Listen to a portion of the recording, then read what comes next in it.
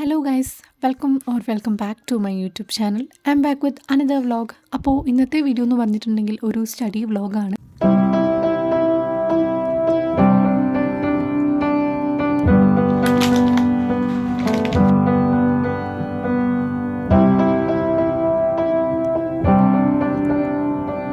ഇതൊരു അൺഫിൽറ്റേർഡ് day in my ലൈഫാണ് കേട്ടോ. സത്യം പറഞ്ഞാൽ ഞാൻ പ്രൊഡക്റ്റീവ് അല്ലാത്ത കുറച്ച് ദിവസങ്ങളിലും.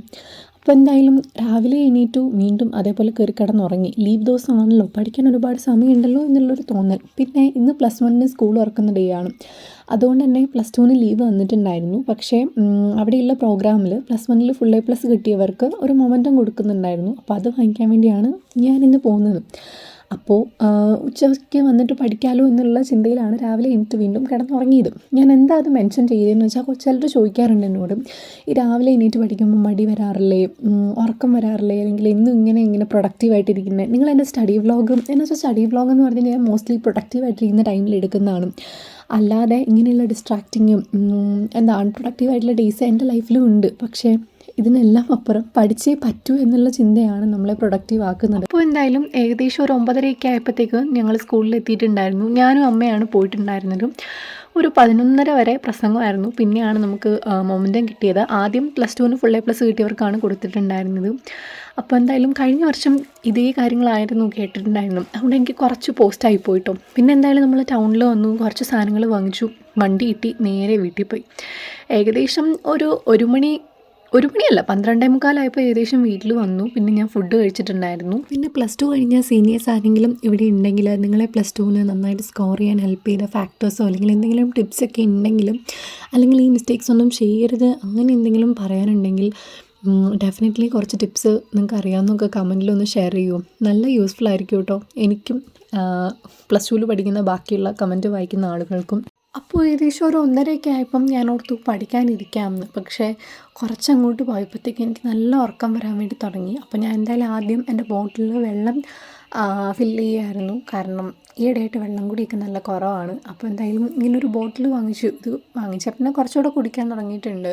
അപ്പോൾ ഈ ഒരു വീഡിയോയ്ക്ക് കുറച്ച് ഒച്ച കുറവാണെങ്കിൽ നിങ്ങളങ്ങ് ക്ഷമിക്കുക. ഞാൻ അടുത്ത വീഡിയോയിൽ ഇമ്പ്രൂവ് ചെയ്യാം കേട്ടോ. ഇന്നെനിക്ക് വോയിസിനാണെങ്കിലും ചെറിയൊരു പ്രശ്നമുണ്ട്. എനിക്കൊരുപാട് എന്നെ ഒച്ചയെടുത്ത് സംസാരിക്കാൻ പറ്റുന്നില്ല. അതുകൊണ്ട് തന്നെ കുറച്ച് വോയിസ് കുറവായിരിക്കും. ഞാൻ ഇതിൽ എഡിറ്റ് ചെയ്ത് തന്നെ മാക്സിമം കൂട്ടിയാണ് ഇട്ടിരിക്കുന്നത്. പക്ഷെ കുറവാണെങ്കിൽ നിങ്ങളങ്ങ് ക്ഷമിക്കുക കേട്ടോ.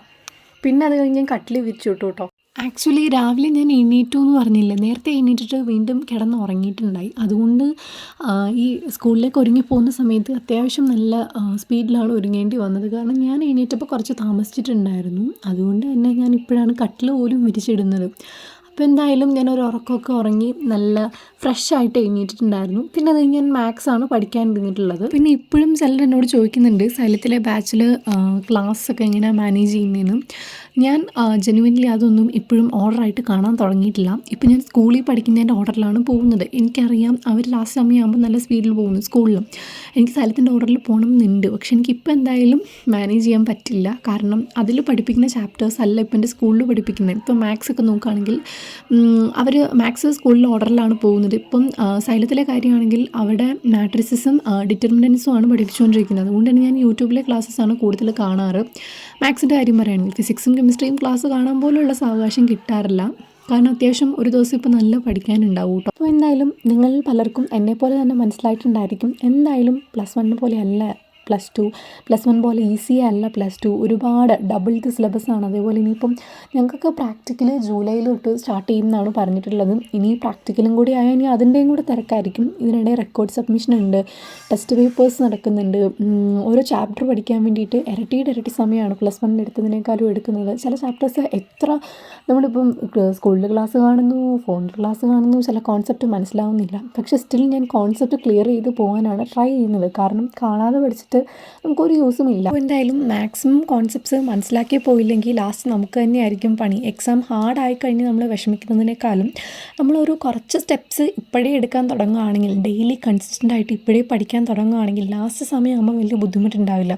അതിനർത്ഥം നിങ്ങളുടെ എല്ലാ ഫൺ മെത്തേഡും അല്ലെങ്കിൽ നിങ്ങൾ റെസ്റ്റ് ചെയ്യുന്ന ടൈമും എല്ലാം ഒഴിവാക്കി പഠിക്കണം എന്നല്ല. പക്ഷേ പഠിക്കുന്ന സമയം വൃത്തിക്ക് പഠിക്കാനിരിക്കുക. ബാക്കിയുള്ള കാര്യങ്ങൾക്ക് സമയം കണ്ടെത്തുന്നതുകൊണ്ട് കുഴപ്പമില്ല.